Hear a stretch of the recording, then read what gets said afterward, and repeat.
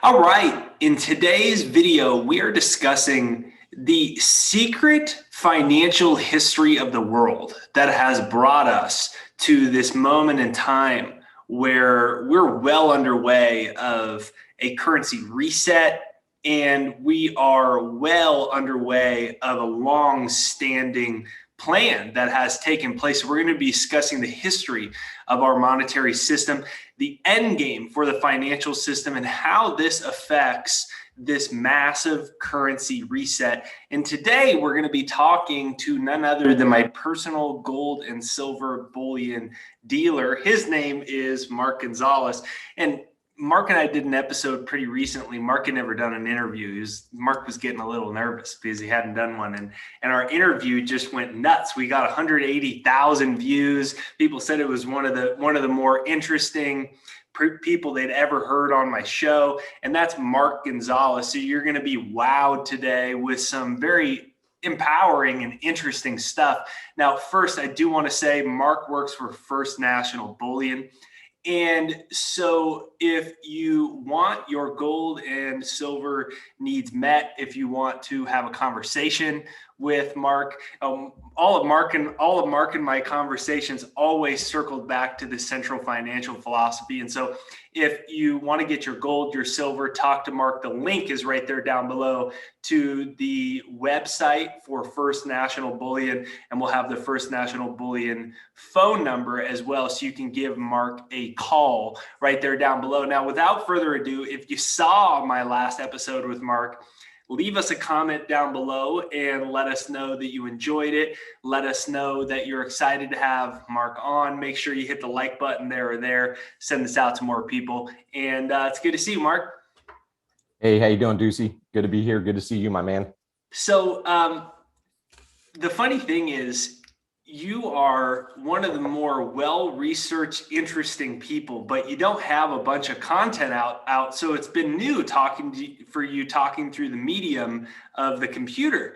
But when you really break down like everything you've been studying for years, and you look at what's happening right now, it's almost like this was all perfectly meant to be. And you were discussing essentially the secret financial history of the world, and how that has to do with this moment in time, this currency reset, gold, silver. And I thought you could start us off there.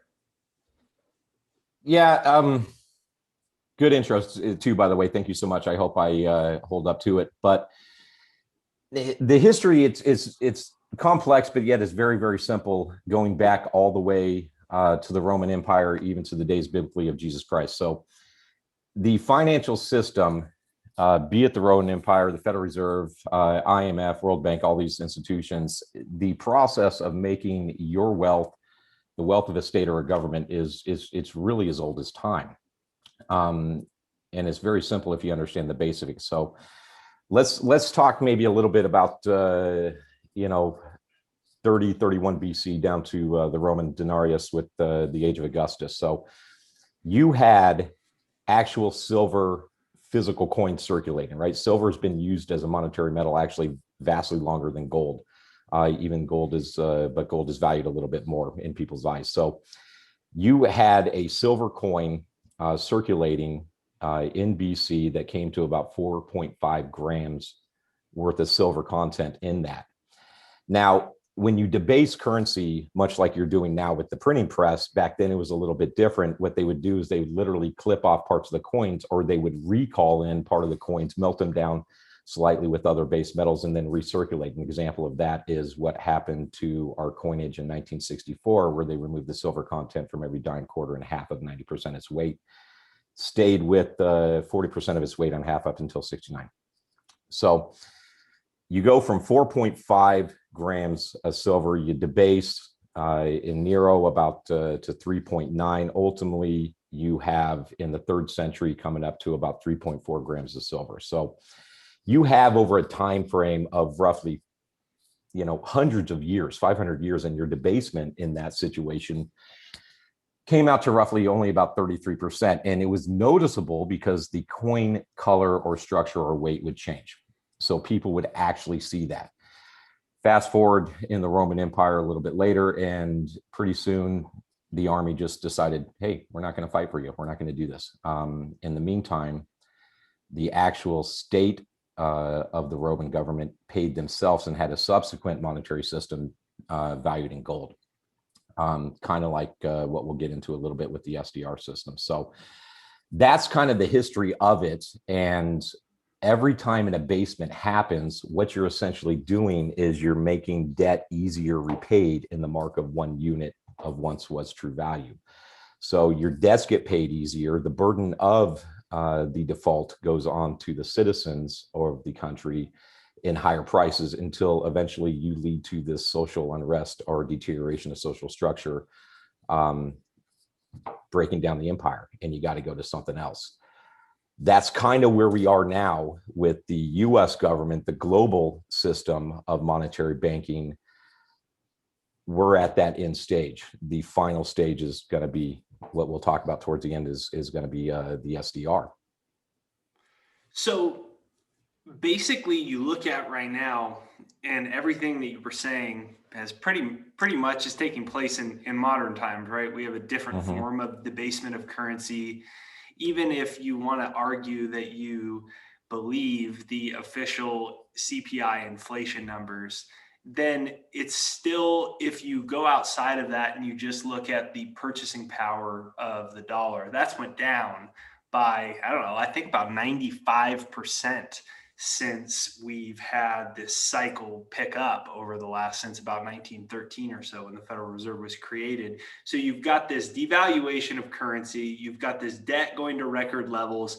And then I saw yesterday that Rolls-Royce just hit his sales record just this last quarter. So you've got the rich people getting insanely rich, and you have society really starting to deteriorate in a lot of respects. And then throughout history, this has been a common theme. So where does it take us next? Well, honestly, I mean, where it takes us next, I mean, this is the final stage of marking currency away from the dollar and going to the IMF SDR. The dollar's exhausted its ability to really fund anything. Here in the near future, it's going to take 100% of our debt issue just to cover our interest. So we're done. The debasement with stimulus that is coming out is just absolutely astonishing. I mean, let's look at money supply. You got M1, you got M2, you got M3, or had M3. M3 was the broadest measure of money, included M1, which was based on the Fed, M2 based on commercial banks, currency in the current financial structure in the US, M3 was euro dollars or dollars overseas. So think of the movies that you see where you're talking about Gaddafi or something, they got just stacks of cash, right? That's M3. Well, M3, starting from the turn of the century, was growing per the St. Louis Federal Reserve Fed charting system, which is the Federal Reserve charting system. It was growing at a clip of just under to just over 10% roughly. So that contradicted the stated inflation of running roughly what the target was, about 1.82%. So you can't get away with saying when inflation's, two or less when your broadest measure of money is growing at damn near 10. It just doesn't work. So guess what? You shit can it. You just say, oh, sorry, we're not going to publish it anymore. Cited for not necessarily need, other data points would complement it, and simply it costs too much money to produce. So that's a lie. Now we're left with M2. So M2, since the great financial crisis of 08, it literally has grown. It's grown by about 160% in scope. And since the onslaught of this, pandemic, you're pushing just under 30. So our money supply, as recorded by the Federal Reserve System, has grown at just under 30% in the last year and a couple months, if it's even been that long. And yet inflation is running roughly, they're going to let it run at about 2%. So eventually, the real goods and services cost will rise to meet that debasement. And you're hitting this exponential curve where compounding matters. And there's really no way out of it because it's based on an illusionary debt-based system. You have to create currency by issuing loan So building up credit and loans, whether it be auto loans, student loans, mortgage loans, you name it, you build these things up, you're actually building the base of the currency, right? But it's really an illusion, right? It's kind of all fake because it's not an asset, right? It's debt. And then you have the interest on top of that, which was never created. So one end I like to explain to people is the buildup is kind of like your roaring 20s. Okay. Everybody feels wealthy. Credit's abundant. Everybody gets a house in 08. Doesn't matter if you're Gardner, write a couple letters of recommendation or something, and they're going to hang that loan for $600,000, even though there's no way in hell you can afford it. So it's an illusion. It builds it up and it benefits the financiers that create it. And then somehow the spigot changes, right? Interest rates rise or the fluency of credit goes. So you can no longer borrow Peter to pay Paul, and defaults come in. No one tells you it's going to happen. No one tells you that they understand it happens. But if you understand the system, it's structured against you. It's a mathematical certainty. The defaults take the currency out of the system. But the interest on that still remains. It's still owed. So balance sheet grows. Wash, rinse, repeat until eventually you've exhausted all physical means of the purchasing power, and then you have to go to what's next. And this is historically all the way back to the Athens, Greece, the Roman Empire. I mean, hell, Portugal, Italy, Spain, they all had a shot at one point of dominating the world. London, the British pound, that did it too. Now it's us, and we're exhausted. So you have this structure with the IMF, which was created in 1969. And I touched on this on the last interview. Its whole purpose of structure was to set up the next financial monetary system, knowing that at one point, coming off gold, the dollar would be exhausted. I mentioned how it would absorb inflation, dollar in, create an SDR, et cetera, et cetera. So it is, in fact, the global lender of last resort, kind of like the Federal Reserve was structured to be. Nothing changed. Nothing changed on the structure. It's still a way to confiscate wealth, taking what's yours, making it theirs by an expansion of credit to the roaring 20s, a depression, because when the defaults come in, the bank that issued the credit gets the house, the car, the boat, the business.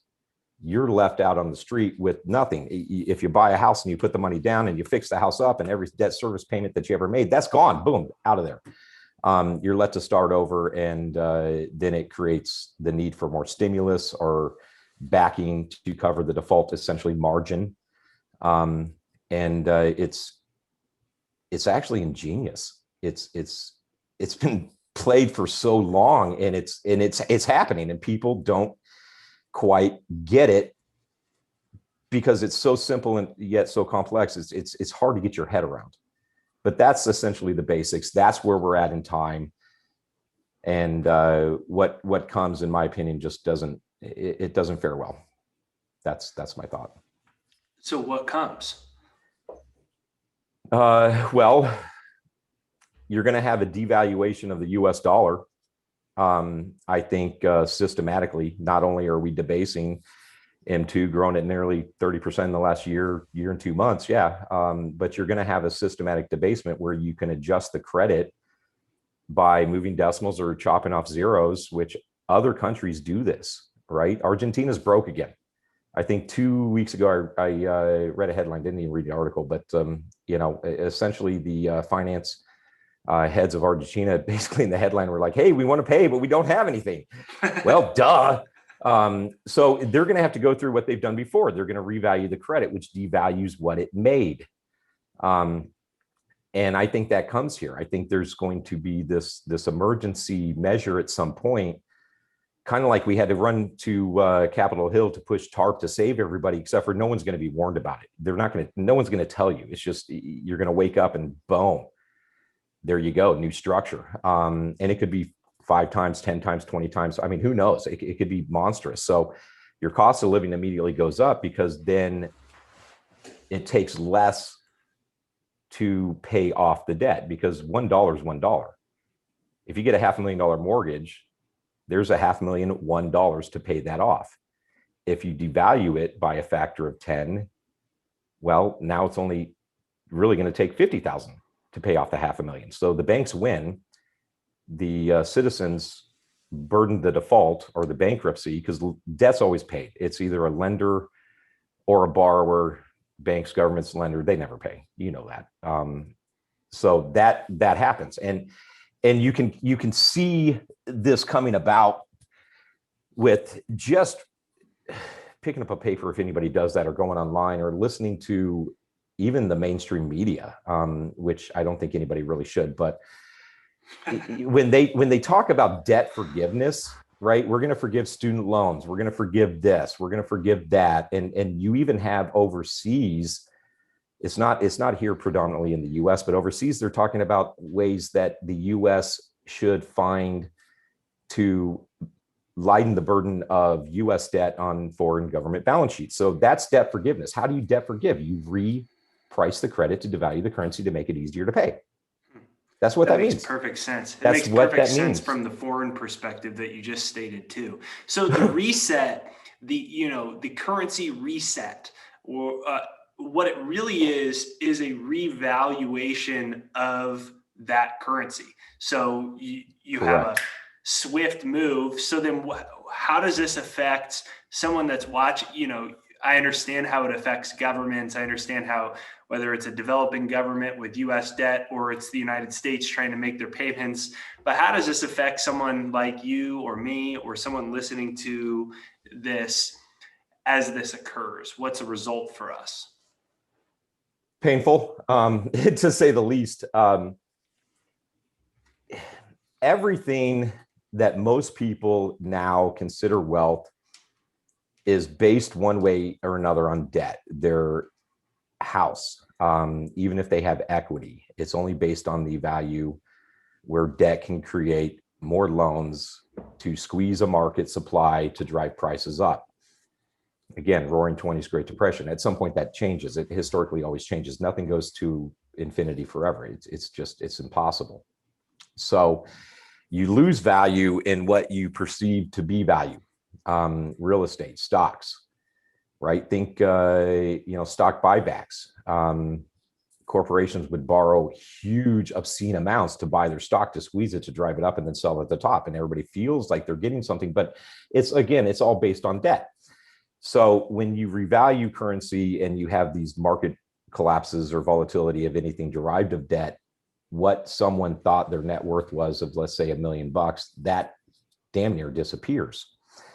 So you have very little to work with if you're not structured for something like this to have any type of purchasing power when something's declined.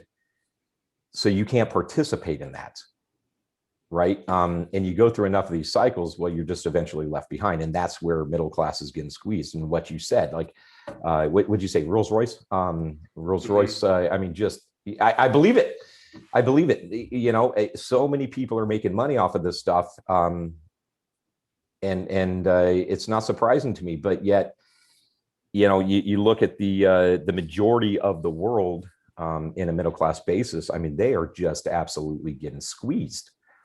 They're having a hard time feeding themselves. And that's also a problem too, because that brings in a need for some sort of UBI or universal basic income to take care of the population. Roman Empire did this very similarly towards the end of its run, kind of a food for votes programs. I mean, there's a reason they got everybody drunk, fed them, and let them watch people die and fight each other in the Coliseum. Like let's distract everybody. So nothing really changes. And if you understand the ebbs and flows, you can kind of protect yourself. So that's how that hurts. You don't have enough to work with when things get bad to build back up. And the problem is where we're at in this point. This is the final shot for a lot of people. And I hate being that doom gloom guy. I mean, I really do. I don't like it. I talk about this every day and it gets to you sometimes, but it's true. Okay. IMF has stated, they want digital currency. They've stated negative yield, bank for international settlements, remove cash, CBDC coin, central bank digital coin to credit or debit its value, negative yield, can't get $1 out when you owe 5 cents. Knowing that on top of revaluing credit to devalue currency, when this happens, it's probably going to be one fell swoop. So people are going to be left damn near eviscerated. And then they're going to have digital system where they're going to owe money on every unit in there. And you will probably be told to do this. It just, it'll look like, okay, August 1st, you got to make all your cash deposits every, cent, nickel, quarter, dime, whatever, every $1, 100. You got to put it in by, let's say, August 1st, because August 2nd, you get half value or no value. People are stuck. You got to do it. And then it's simply not used as a monetary exchange for all debts, public and private. Therefore, anybody in our position, which, we got 4 stores, 2 states, any other company, could be sporting goods, could be Kroger. They're not going to take it. So you're forced digitally, and then everything gets marked on an international structure where then, like, countries look to us, everything's priced on the exchange of dollar to the rest of the world. So, you travel, you get a great exchange rate still currently, but debt, again, nothing's for free. The countries, India, China, Russia, I mean, all these countries that have exchange of a loss to us, they absorb what would be the US painful inflation. And when we go to the IMF structure, which is in place intendedly for this entirely, they say they're going to do it, bet your ass it's happening. Nothing you can do about it. It's coming. All currencies, including the US dollar, then will have a negative exchange. So you got triple whammies coming up. You're going to have revaluation of the credit, devaluing the currency. You're going to have digital currency with negative yield, and then you're going to have a loss of exchange. How do you recover from that when you don't understand the basis of what it works, and everything in your 401k are in stocks predominantly denominated by credit? You got nothing to start over with. Very, very little. That makes sense. I hope it does. You tell me.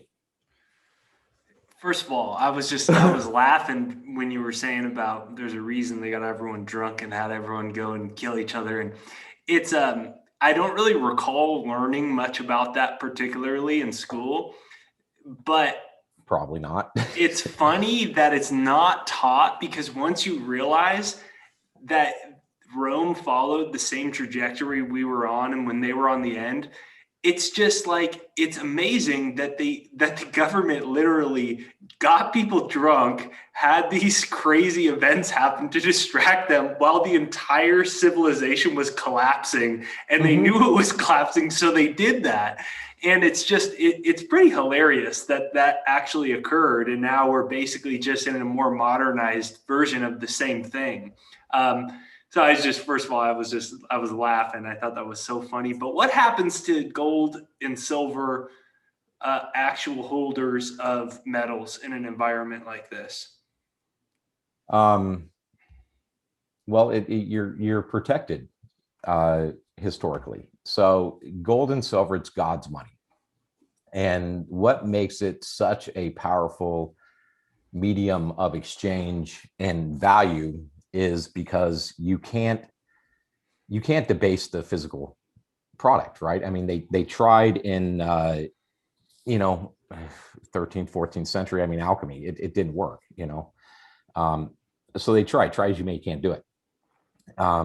Now today you have all these synthetic measures of derivatives and swaps and lease programs where you can do that, essentially on a paper market. But on a physical market of gold, it holds value because you can't debase it. You actually, back in the day, I mean, you had to use the strength of your arms, your back, the pickaxe to actually get it out of the ground, to refine it. It took a physical measure of labor to produce. So let's break it down to an actual basics and saying this, that yes, gold and silver is historically the best proven means of monetary system retaining value. But money, real money, is your effort and labor. All right. If you're going to work at something, should be paid accordingly. That is money, is your effort and labor. Gold, silver is the best representation historically of that, because it takes your effort and labor to produce. And historically, the amount of gold roughly coming out of the ground on an annual basis has tracked fairly closely in lock and step with the population increase. So it's kind of one of those natural things. So when you have these debasements, and you can even see it in the modern financial structure of the US, even since the Federal Reserve was created, is that the price of gold and silver, due to either people rushing into it out of a panic or just understanding, or not understanding, but just get an idea that something's happening, right? Their bell pepper, their banana, their gas, their tires, all this stuff's going up, and they don't really quite know why, but they feel they need a hedge, they need some insurance, they need protection. And we got a good understanding of that because people coming through the door, there's a lot of first-time buyers that really just don't get it. I enjoy speaking with them because I can kind of connect some dots of what they might already be feeling. So it's a various of reasons of what people rush into this market actually for, but they rush in nonetheless. So you get this transfer of buying real assets with devalued paper, thus bidding the price up in devaluing dollar terms. So when you have these resets or these debasements, your precious metals still retains the purchasing power of when you put it in, if that makes sense. So price goes up, price goes down. But a good example that I give people is, okay, much like they devalued the denarius and other currencies, to where Roman soldiers are just like, hey, man, we're not going to take it. Not even going to fight for you. They did the same thing with us. So up until 1964, every dime, quarter, and half dollar had a said value of X amount percent of its weight in gold. Now, today, that's measured with wear and tear of these coinage, that $1 face value. So you got 10 dimes, 4 quarters, 2 halves. That's $1, right? The value of silver content of that comes out to 0.715 ounces of silver, right? So all the way up until 64, roughly into 65 as well, you could go and get a gallon of gas with approximately 25 cents, right? So if you do the math and you take $25 silver, which is, that's again, spot price, which as I mentioned, I mean, I look at, but I don't really look at because it costs so much to acquire, to sell this stuff.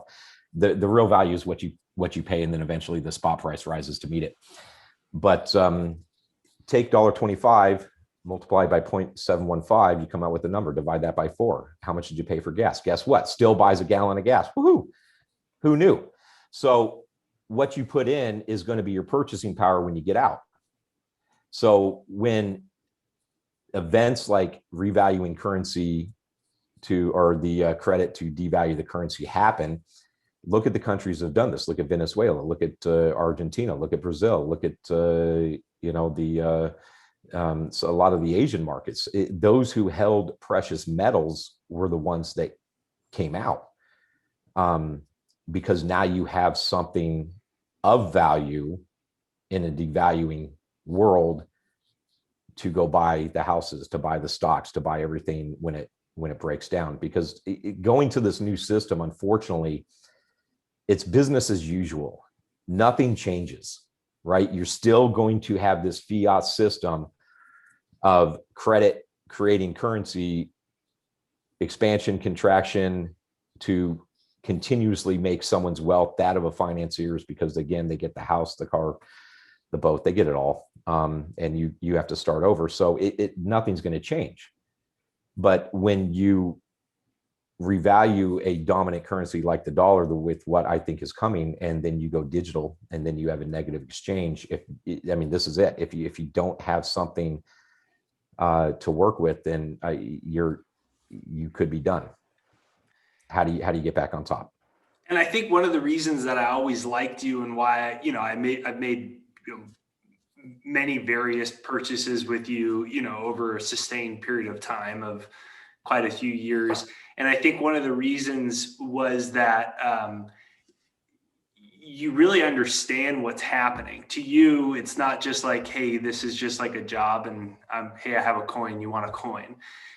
You're explaining how this reset works and why having an allocation to bullion, physical bullion, is a necessity. and that's why also I want to encourage everyone listening, if you haven't yet, give Mark a call. The link's right there down below. You could give Mark a call. Check out the First National website, which is right there down below. If you're enjoying this video so far, also leave a comment down below and let me know you want to see Mark on more. Obviously, Mark's a wealth of knowledge. We've been talking about maybe even doing something weekly where we can really create the best type of message that we can. So if this speaks to you, please make sure that you hit the like button there or there and comment down below. Let us know, say have Mark on, love Mark, something like that in the comments right there down below. And that's my quick commercial break to help us out with the YouTube algorithm there to send this out to more people. Now, coming back over to this, so then the question becomes, I guess, what happens after that? How does the digital currency lifestyle and all these things, how does it manifest itself? What does life look like? So it just, instead of a debit card, or do you still have a debit card, but everything moves into digital once it's reset? And then do we still use dollars, but then governments are trading in IMFs? What happens? What does it look like? Well, it's hard to answer that entirely. Physical currency, you're not going to have that, obviously, but yes, I still think you have dollar. I think you have euro. I think you have pound and won and yen. Do you think that the digital dollar, do you remember during the first round of the stimulus in 2020 after the lockdowns, on the first iteration, it had the section about the digital dollar? Do you think that was that? Yeah. I mean, they're telling you. They've been telling you for a very, very long time. Side note, you can go back and look at the Economist publication. I think it was '88. I forget the month, but it had the Phoenix standing on a pile of burning cash, right? And if you read that, it took they gave what was a half-page paragraph, right? The entire front cover, and anybody could. I think you can still find this online. Who knows anymore? I mean, they scrub everything online. I mean, that's a good old-fashioned book burning, but you can find this stuff. You should be able to find it. And in there, in this half-page paragraph that took the whole cover, so they devoted a lot of attention to this. They give reference to the SDR. So history leaves clues in what's coming. So yes, I think that was a foreshadowing of what's to come if people know what to look for. It kind of like side note, you're going to need, hold on to your vaccination card because it's going to be your ticket to freedom. Right. I mean, I didn't know I wasn't free, first of all. So, I mean, this stuff all leaves clues. What does it look like? You're not going to have physical currency. We have debit cards, probably. Will something replace that? I'm sure. Digital apps. Yeah.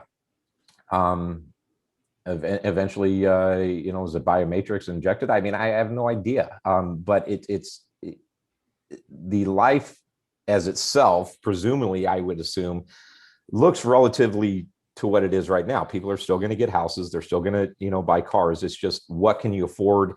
What's your social status? Is there a middle class anymore? How much do you have to rely on a government handout if you are exposed to that or forced to go that route due to either poor planning or essentially how the system's set up to rake you? Well, then that's unfortunate because that's where control comes in. Kind of a scary thing. So little futuristic, in my opinion. It's going to look the same, but yet, you're not going to have these physical transactions of cash. Everything's going to be in a digital system. I don't know how to answer that, really. I know that the wealthier will continue to get wealthier. Rolls-Royce will still be selling all kinds of crazy stuff. Mark, I wouldn't look that up when we were talking. So it's Rolls-Royce sets all-time sales record in Q1 2021. That's crazy. What's an average Rolls-Royce cost? I don't know. Like probably 350. Not cheap.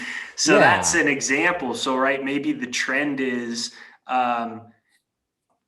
during its 116-year history, it was it's their record. So maybe this trend that you've discussed is essentially the rich are going to keep getting richer, and then the middle class turns into another level of even more people essentially in poverty. And Mm-hmm. so then what's the result of, because we're basically in that right now, right? Because there's an overwhelming amount of Americans that they're not 2 months behind on their mortgage. They're not 2 months behind on their rent. They're 12. And Mm-hmm. so this isn't realized by the average person because they've just continued to say, you can't be evicted, you can't be foreclosed on. So what is the result going forward here? Do you think it's that there's just going to be a quarterly stimulus package that basically just keeps going, and then they keep announcing every couple months bigger and bigger things and new infrastructure deals? Where do you think we go from here? We're on April 9th in 2020. Where do you think the rest of this year goes and thereafter? Well, I mean, obviously, the rest of the year you're going to get more stimulus. You got this infrastructure bill that's coming out, trillions of dollars. Look into it, and I haven't digested it all.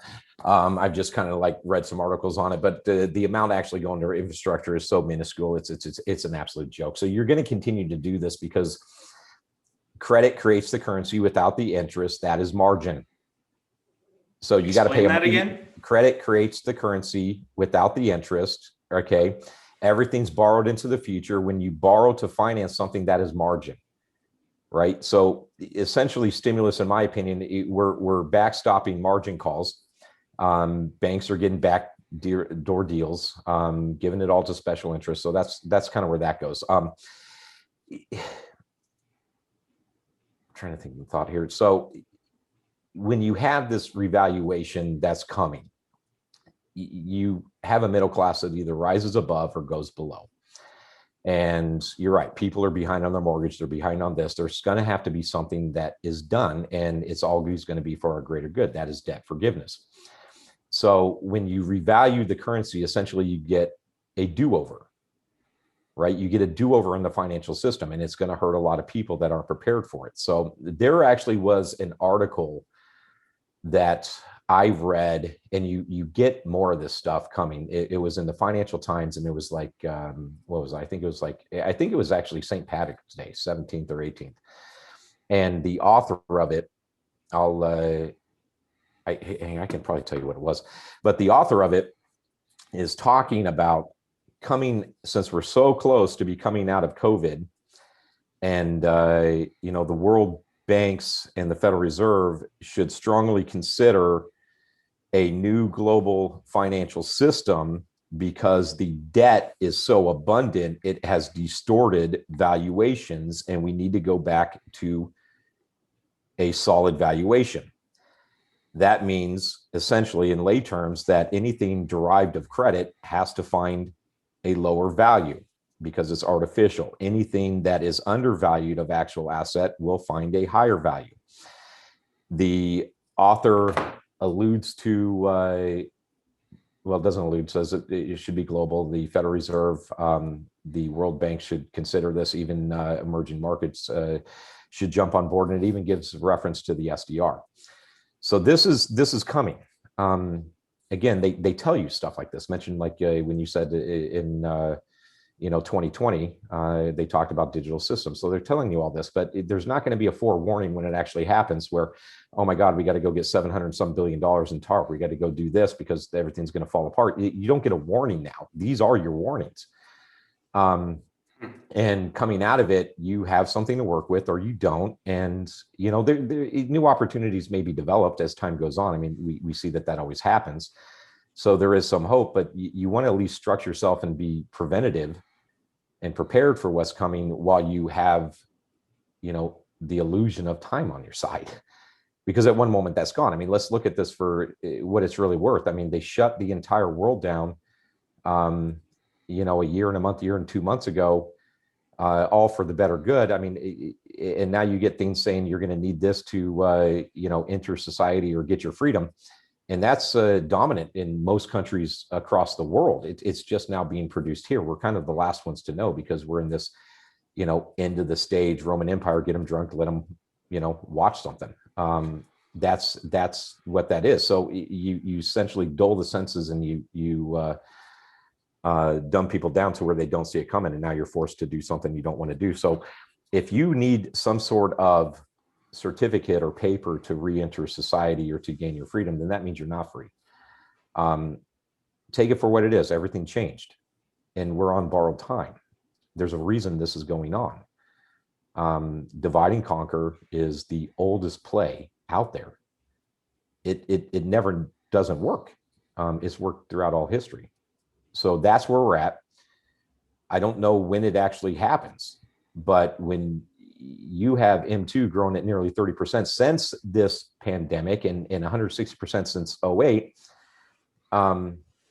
that is monstrous. And let's take it for what it is. In 2008, Lehman Brothers crisis, right? Federal balance sheet was about $800 billion, right? So damn near a century since its inception of December 24th in 1913, took nearly a century to get to $100 billion. We're now what, over 8 trillion. So in 13 years, we went 10 times that.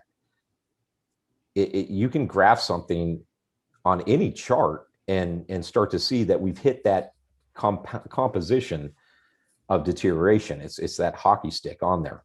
And composition essentially, the percentages may be relatively the same, but the amounts of what they represent vastly grow. Again, give you a penny today, double it tomorrow. You got 5 million at the end of the month. I mean, that's how that works. So we're going in the wrong direction. I don't know when it happens, but the framework's there, and eventually it will, because it's happened thousands of years ago, making your wealth the wealth of a finance institution or a bank. It's the same. It's as old as time, and they call it stuff different. The housing bubble, the dot-com bubble. There's even information that I've come across in the past, and I couldn't point you exactly where it is because it's been so long ago. It's just stuff that you retain. The depression at one point in some publications was called the tractor bubble because they were blaming it on agriculture and farming. So it's not even creative anymore. And just understanding is really the point of what I want to try to get across to people, because if they can get the basics at a better level linearly over time of how this works, you can connect dots of things that you may have suspected but don't quite know, and it might help you out on where to look and help you out to ask the right questions. So the more informed you are, the better decisions you can make, because a lot of people have bad advice out there. A lot of people say the wrong things. So that's really kind of the point of all this, but I don't know. I don't know when it happens. Amazing. It comes. So for everyone listening, give us that comment down below. Let us know if you enjoyed it. You can check out the website right there down below in the description, and you could get a hold of Mark. So do you get gold or do you get silver? What do you do, Mark? Well, you get both, but silver should be the driver. It absolutely should be the driver because the size of its market supply is really so small in comparison to that of gold. And we're not talking about, a market supply as it pertains to contracts or expanded ETFs or lease programs where, someone could have $1 billion worth of silver or gold and they can lease it out 10 times. So now you got 5 billion on top of the one for 6 billion on multiple balance sheets, marking it as gold or silver. We're not talking about that. We're talking about the actual physical market. The physical market is so small for silver compared to that of gold that when people do realize, and unfortunately they realize late when they don't have much to work with, but I get the busiest when 401ks are down 50%. And as you know, historically, that can happen in a week. It just happens. You just wake up and it's like, oh my gosh. That's when people really, really want to get involved in this. And when they go into an insurance policy, they're trying to get the lowest premium. Silver is the lowest premium and it is the smallest market. So therefore, supply and demand kick in, and the value of silver rises at a greater percentage pace than that of gold. So not only do you protect against devaluation, again, that example, 64 quarters still gets a gallon of gas. So you're still protecting against it, but you get an overshot. So it puts a little bit more in your pocket when you want to transfer wealth into something else. And that's really what this is. It's a wealth transfer. Your wealth becomes that of the state, government, or banking system. And if you have enough to work with, you can actually participate that on a personal level to some degree, right? And that's really the point of it all. But TikTok, time as I see is running out. I still have a very hard time getting silver in stock. In fact, for 10 ounce and 100 ounce silver bars, and silver eagles, oh my God, it can't even hardly get those. But just even the bars or the rounds in silver dominantly. I mean, I've been placing orders over the last week, and I'm being told mid to late June that I'm going to have them. Pretty soon that becomes July. Pretty soon it becomes August. Until pretty soon I call to try to place an order to get some. They're like, "Hey man, I can't do it." And so they you just think simply that's won't how sell it happens? That it's just slowly as this continues to grow, and you see retail demand continue to grow, you see industrial continue to grow, that whether it's in 4 years or 4 days, like the time is irrelevant, but you get to a point in the future where me or someone calls and says, "Hey Mark, can I get some gold?" And you say back to them, "Well, if you can find some, let me know too, because I'm looking for some." And you think it just kind of starts to happen that way? Oh yeah. Yeah. And until pretty soon the illusion of time on your side is gone, and you act a little too late. And unfortunately, that's kind of human nature. People aren't as proactive as they should be. And that's, as a society, that's also encouraged. That's the collapse of an empire, a social deterioration. People just don't take it upon themselves to really get out there and learn and try to do anything and protect themselves. They're always late to the party. And if you don't have metal, or at some point want more, the door is going to close. And not to say that you won't be able to get it at all. It's just, it's going to cost you. It's going to cost you. Someone's going to want so much for it. Yeah, sure. I'll give you an ounce of silver. Give me $500.